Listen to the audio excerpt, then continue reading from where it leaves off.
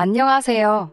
저는 현재 결혼을 전제로 5살 위 남자친구와 연애하고 있는 29살 여자입니다. 남자친구는 소개로 만났고 본격적으로 결혼 이야기가 오고 간 지는 얼마 되지 않았어요. 연애한 지는 햇수로 2년 차가 되어 가고요. 결혼 이야기가 오간 지 얼마 되지 않은 만큼 아직 결혼을 위해 따로 진행된 건 없습니다. 양가 부모님께 서로 인사드리기만 했고 상견례나 뭐 이런 것도 아직 안 한 상태고요. 양가 부모님의 반대가 있는 것도 아니고 오히려 응원받으며 잘 만나고 있었습니다. 처음부터 결혼을 결심하게 된 계기도 남자친구가 연애하면서 저한테 잘하는 모습만 봐왔기 때문에 남자친구의 청혼에 응한 것이었어요. 결혼은 현실이라는 말이 막 와닿는 하루입니다.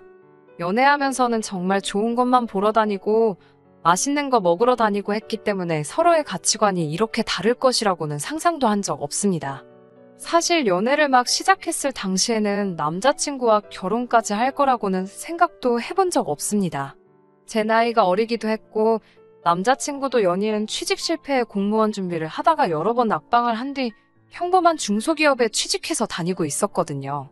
주변 지인들에게서는 남자친구가 저와 나이 차이가 많이 나는 것에 비해 하는 일이 별 볼 일 없다, 집안 차이가 조금 나지 않느냐, 이런 말들로 제가 훨씬 아깝다는 듯한 이야기들을 몇 번 들은 적이 있어요. 하지만 단지 지금 버는 돈이 적다고 해서 2년이 가까운 시간을 함께한 사람을 휴지 조각 버리듯이 버리고 싶은 마음도 없고, 결혼을 하고 나서라도 연애할 때처럼 저를 항상 웃고 즐겁게 해주기만 한다면 돈만 있고 사랑이 없는 결혼보다 훨씬 더 가치 있는 일이라고 생각했습니다. 하지만 가치관이 차이 난다는 것만으로도 이렇게 하루아침에 사람이 달라 보일 수 있는 일인가 싶어요. 저희 집이 떵떵거리면서 살 정도로 엄청난 부자 집안은 아니지만 맞벌이 하시는 부모님 아래서 부족함 없이 자라왔습니다. 저희 어머니 30년간 쉬지 않고 일해오셨고 이제 퇴직을 앞두고 계십니다. 아버지는 몇 년 전에 은퇴하셨고 노후 대비도 다 되어 있는 상황이지만 어머니께서 저 시집가기 전까지는 세상이 어떻게 될지 모른다며 계속 일해오고 계셨어요. 저희 아버지는 7남매 중 막내인데 제가 봐도 대단하다 싶을 정도로 친할머니에게 정성이셨어요. 형제 중에서도 제일 효자였고 제일 성공했습니다. 제가 어릴 때부터 봐온 거지만 친할머니는 장남이 잘 돼야 된다며 지원을 큰아버지에게만 해주셨습니다. 할머니는 전쟁 직후에 할아버지하고 서울로 올라오셔서 자식들 키우면서 안 해본 일이 없다고 들었고 이후에 식당을 시작하게 되고 나서 큰 돈을 벌었다고 들었어요. 지금은 없지만 할머니 이름으로 건물도 몇 개나 있었다고 들었고 그것들은 전부 다 큰아버지들이 사업한다고 이리저리 건드리다가 다 날려먹은 거로 알고 있습니다. 아버지는 할머니 재산으로 뭐 하나 해보신 적 없어요. 아들인데다가 막내라서 고모들과는 다르게 대학까지는 지원을 받으셨지만 엄마 말로는 저 태어나기 전에 두 분이 자리 잡기 전 경제적으로 조금 힘들던 시절이 있었는데 그때부터도 큰아버지 챙기신다고 뭐 하나 제대로 지원받은 적이 없다고 합니다. 그런데 아이러니하게도 할머니 지원을 받은 큰아버지들은 하던 사업이 망해서 지금은 전국으로 뿔뿔이 흩어져 있는 상태고 그나마 착실하게 대학 졸업하고 회사 생활 하시면서 안정적으로 돈을 모은 저희 아버지가 형제 중에서는 가장 잘 풀린 케이스였습니다. 지원받은 거 하나 없으셨으면서도 아버지는 할머니한테 참 잘했어요. 할머니는 그렇게 쌓아두신 재산을 다 날리고서는 서울 변두리에 있는 연립주택에서 전세로 살고 계시고 거주하시는 전셋집도 저희 아버지가 대부분의 돈을 내서 도와드린 거였습니다. 아버지가 잘하는 만큼 엄마도 할머니에게 참 잘하셨어요. 제가 대학교 다니던 시절까지도 주말이면 가끔씩 할머니 집에 온 가족이 찾아가 집 정리도 해드리고 맛있는 것도 사드리고 했으니까요. 엄마도 내내 일하다가 휴일에 그러는 게 쉽지만은 않았을 텐데 불평불만 하나 없었습니다. 저도 철이 들고 나니 엄마가 얼마나 고생하는지 알아서 아버지한테 대든 적도 있어요. 아버지는 은퇴하셨으니 집에 계시는 시간이 많은데 집안일 하나 안 도와주시고 집안일은 일하고 돌아온 엄마의 몫이었고 할머니 집에 가서도 일하는 건 전부 엄마의 일이었습니다. 엄마도 쉬어야지 않겠냐며 할머니 집 가는 건 이제 그만하자고 아버지께 대들었지요. 물론 돌아온 말이 좋은 말은 아니었지만 그래도 엄마도 하루하루 나이 들어가시면서 체력적으로 힘에 부처하는 게 제 눈에도 보일 정도였으니까요. 그런데 이제 엄마가 퇴직을 앞두고 있는 와중에 명절날 오랜만에 전부 다 모인 가족들 앞에서 할머니는 이제 나이가 90인데 혼자 지내는 것도 힘들고 요양원에 가기도 싫다는 말씀을 하셨어요. 누가 됐든 좋으니 합가하라는 뜻이었죠. 그러면서 가족회에 비슷한 게 열리게 되었는데 고모들이야 그렇다 쳐도 그동안 할머니 등골을 쪽쪽 빨아먹으며 재산 전부 다 나눠서 날려먹은 큰아버지들이 하시는 말이 너희가 제일 잘 살고 어머니랑 가장 가까이 살고 있으니 너희가 모셨으면 좋겠다는 말을 하더라고요.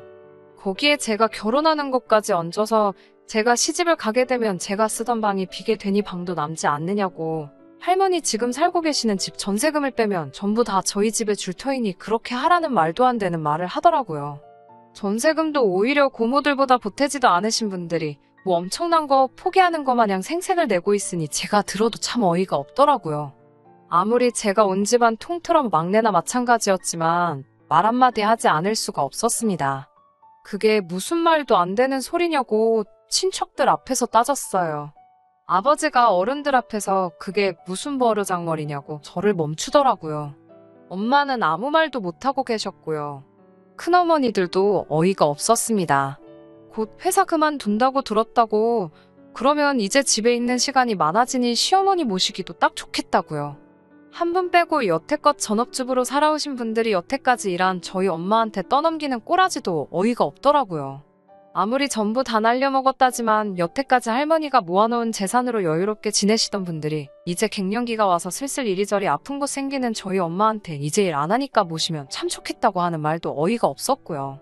그날 결론이 난 일은 아니고 좀 더 이야기해볼 일이라고 흐지부지 되기는 했지만 누가 봐도 우리 엄마가 독박 쓰게 될 거라는 건 불보듯 뻔한 이야기였습니다. 아버지 말 맞다나 어른들 일에 제가 끼어드는 게 주제넘은 일일 수도 있지만 이대로 평생 우리 엄마 혼자만 다 떠안는 꼴 보기 싫어서 나중에 엄마만 따로 해서 제가 한마디 했어요. 엄마도 이제 다른 사람들처럼 노후자금 쓰면서 편하게 지낼 때인데 엄마도 몸성한 곳 별로 없는데 이제 와서 할머니 모시면서 시집살이 하는 거 보고 싶지 않다고. 그거 보면 내가 시집 가서도 마음 아프지 않겠냐고요. 할머니한테 받은 거 하나도 없다면서 할머니가 애지중지하던 장남인 큰아버지도 있고 할머니 재산 가지고 사업하다 날려먹고 나서 전부 지방으로 도망가 놓고 돈 떨어져 개털된 할머니 거들떠도 안 보고 지내는 다른 며느리들 있는데 왜 엄마만 혼자서 독박을 써야 하냐고. 그리고 그날도 별것도 아닌 것처럼 엄마한테 떠넘기려는 큰엄마들 못 봤냐고요. 그럴 바에야 요즘 황혼이혼이 유행이라던데 엄마도 차라리 아빠랑 이혼하고 엄마의 삶을 살았으면 좋겠다고. 이건 아무리 생각해도 아닌 것 같다고 제 생각을 솔직하게 말했어요. 엄마는 대번에 네 아빠랑 살아온 세월이 몇 년인데 그런 것 가지고 이제 와서 이혼이라니 무슨 말도 안 되는 소리를 하냐며 저를 나무랐어요. 꼭 모시지 않더라도 다른 방법이 있을 수도 있으니 아빠랑 상의하면서 알아보고 있다고. 할머니 전세금에 형제들 십시일반해서 우리 집 근처에 방 하나 얻어드리는 것도 생각하고 있고. 할머니 나이가 이제 90인데 이런 말 하면 안 되지만 얼마나 더 사시겠냐고. 오죽 외로우시면 저러시겠냐고. 아직 은퇴 안 했다 생각하고 몇 년만 더 고생하는 것은 일도 아니라고 하셨어요. 사람 좋은 게 나쁜 건 아니지만 참 답답하다는 생각이 들었어요. 집안일이라서 사실 동네방네 떠들고 다닐 만한 일은 아니지만 저도 워낙에 답답한 나머지 남자친구와 데이트를 하다가 고민이라는 식으로 이 사실을 털어놓게 되었습니다. 그런데 오히려 남자친구는 제가 이 일 가지고 엄마한테 이혼도 생각해보라 한 사실에 엄청 충격을 받은 모습이었습니다. 오히려 제가 그런 식으로 생각하는 게 말도 안 된다는 듯한 말투로 이것저것 물어보더라고요. 처음에는 이혼이라는 말을 어떻게 그렇게 쉽게 꺼내냐고, 믿음이 안 간다면서 반대로 입장 바꿔서 생각해보라고, 너는 너네 부모님들이 그러신다고 해도 똑같이 모실 생각이 없는 거냐고 물어보더라고요. 저희 부모님 맞벌이 하시면서 노후 준비도 완벽하게 되어 있으시고 저한테 손 벌리실 일 절대 없다고 대답하니 사람 일이 어떻게 될지 모르는 거 아니냐고 하더군요. 그러면 반대로 엄마가 모시는 게 시어머니가 아니라 외할머니였으면 아빠한테 엄마랑 이혼하라고 할 거냐고 또 묻더라고요. 저희 외할머니는 5년 전에 돌아가셨고 할머니 요양원 가기 싫어서 자식들한테 신세 지려는 것과는 다르게 요양원에 들어가셨고요. 요양원 계실 때도 저도 엄마 따라 몇 번 다녀와 봤는데 뉴스 같은 데서 나오는 것과는 다르게 괜찮았거든요. 꼬치꼬치 묻는 질문들에 전부 대답을 하기는 했지만 기분이 조금 그랬어요. 제가 고민이라고 남자친구한테 털어놓은 요지는 이렇게 우리 엄마가 힘들었고 친척들이라고 있는 게 다들 남 일인 것 마냥 우리 엄마한테 떠넘기기 바쁜 모습이 너무 실망스럽고 한편으로는 너무하다는 말을 하고 싶었던 거였거든요. 그런데 남자친구는 집요하게 왜 우리 엄마가 할머니 모시는 걸 가지고 제가 나서서 이혼을 하라 마라 하느냐. 그게 너가 기분 나쁠 일이 뭐가 있냐 말하더라고요. 나중에 가서는 그래서 앞으로 너네 부모님은 어떻게 하실 계획이냐는 것까지 묻길래 아직 모시기로 확정된 것도 아니고 집 근처로 방을 하나 얻어드릴 계획도 있으신 것 같다는 계획도 말해줬어요. 그랬더니 남자친구가 그건 조금 아니지 않냐고 반대를 하더라고요. 누가 보면 우리 엄마가 이혼하는 거를 남자친구한테 허락을 받아야 하는 것처럼 보일 정도라는 생각이 들었어요.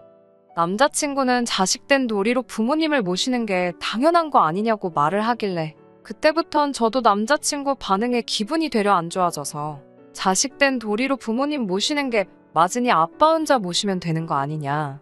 엄마가 할머니 자식도 아니고 며느리일 뿐이고 할머니 모시게 되면 집안일이고 할머니 수발 드는 것까지 다 엄마 몫이지 아버지가 하는 게 아니지 않느냐고 쏘아붙였어요. 그 말을 듣더니 남자친구가 그건 아닌데 라고 말하며 참 걱정이 된다고 하더라고요. 자꾸 자식된 도리 운운하면서 오히려 저희 친척들 편을 드는 것 같은 모습에 이 사람이 지금 왜 이러나 싶더니 남자친구가 그러는 이유는 따로 있더라고요. 그러면서 구구절절 자기 어머니 이야기를 꺼내더라고요. 남자친구와 결혼 이야기가 오고 가는 중이었으니 저한테는 예비 시어머니 되실 분이지요. 아무튼 본인 어머니가 어떤 삶을 살아왔고 얼마나 힘들었는지 주절주절 말을 꺼내기 시작했어요. 본인 어머니, 아버지가 IMF 때 구조조정을 당하면서 이후에 하는 일마다 다 실패하는 동안에도 자식들 굶기지 않겠다고 온갖 굳은 일 마다하지 않고 살아오셨다. 이제 나도 결혼을 하고 안정적인 상태가 되게 되었으니 이제는 효도를 하고 싶은데 너가 말하는 걸 보면 너는 부모님께 효도할 생각이 없는 사람처럼 보인다. 그게 참 걱정이다. 이런 식으로 말을 하더라고요. 자식이 다 컸으니 부모님께 효도하는 건 당연한 거고 저도 효도를 안 하겠다고 말하는 건 아니지만 남자친구가 말하는 안정적인 상태라는 말이 조금은 거슬리더라고요. 결혼하자마자 안정적인 상황이 되는 게 아니잖아요. 결혼할 때 양가지원 받기로 했지만 예비시댁 형편상 많은 걸 도와줄 상황은 아니었습니다.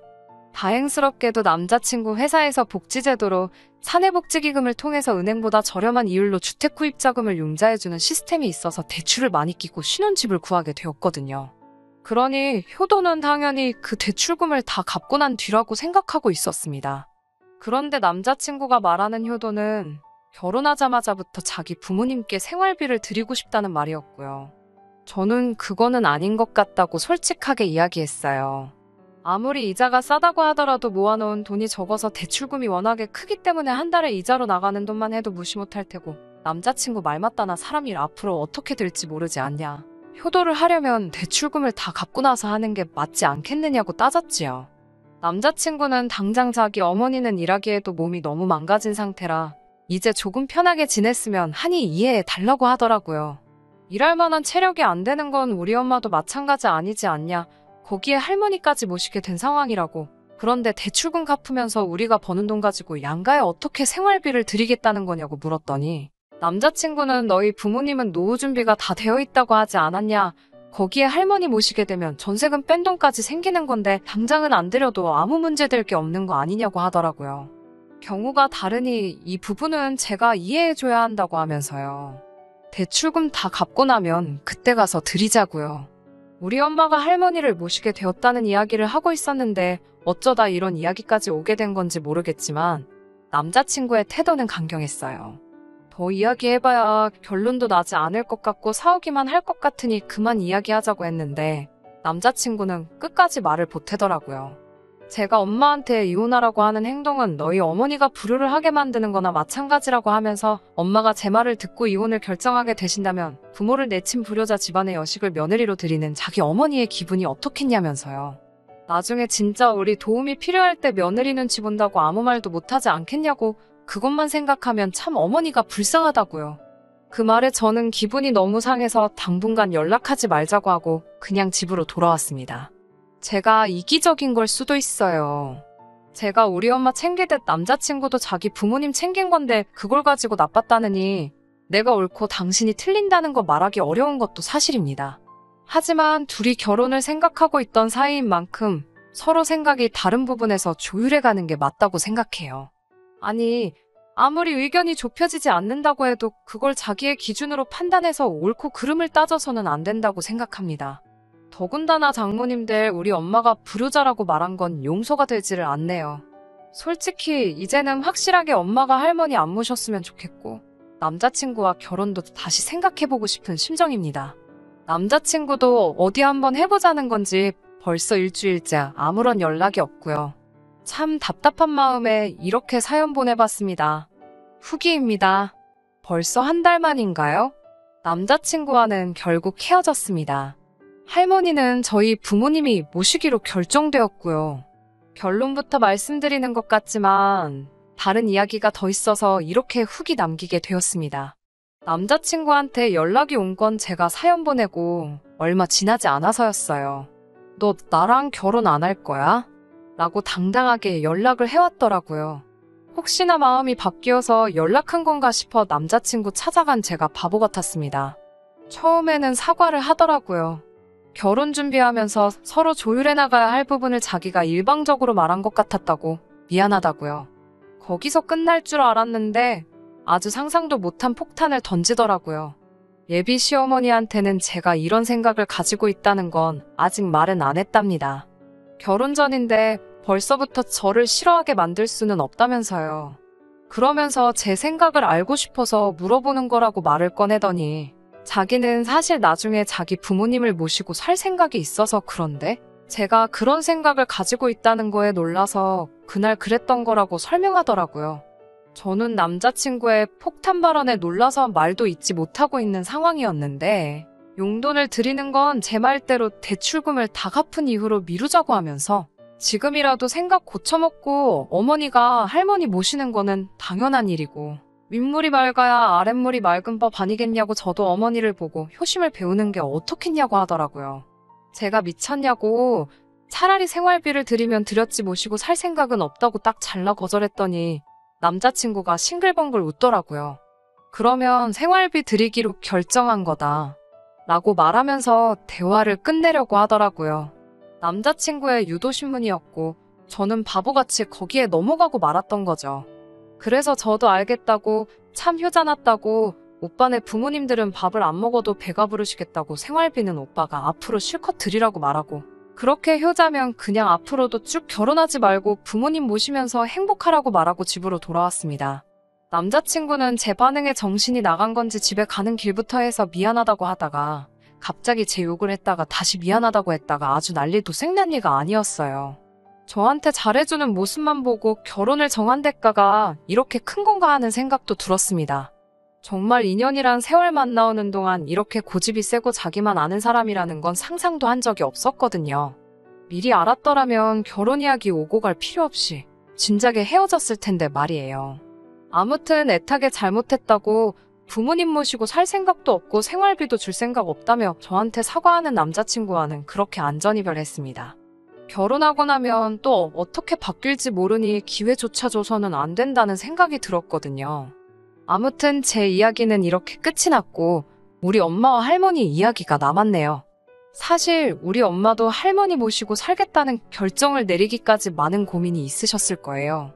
아버지도 엄마의 결정을 듣고 미안한 마음이 더 컸을 거라 생각됩니다. 아무튼 친척들에게 전부 다 연락을 돌려서 최종적으로는 할머니를 모시고 살기로 했으니 생활비조로 얼마씩은 매달 보내줬으면 한다는 통보를 했고 할머니 집 전세금 뺀 돈과 부모님 돈을 합쳐서 제가 다니는 회사 근처에 오피스텔을 하나 얻어주고 제가 독립하는 쪽으로 이야기가 진행되었어요. 그런데 할머니도 생각한 것보다 고단수셨더라고요. 할머니도 다 생각이 있으셨던 거예요. 평생 일궈놓은 재산 날려먹은 자식들과 지원 한번 받지 않고도 끝까지 할머니 챙겨왔던 우리 부모님에 대한 건 이미 계산에 있으셨나 봐요. 그래도 자식이라고 뿔뿔이 흩어져서 제대로 자리도 잡지 못하고 사는 거 마지막에는 신세지고 싶은 게 아니라 도와주고 싶었던 마음이 크셨나 봐요. 사실 할머니가 큰아버지들 때문에 개털이 되기는 했지만 그 와중에도 마지막을 위해 숨겨둔 건물이 하나 있으셨던 거예요.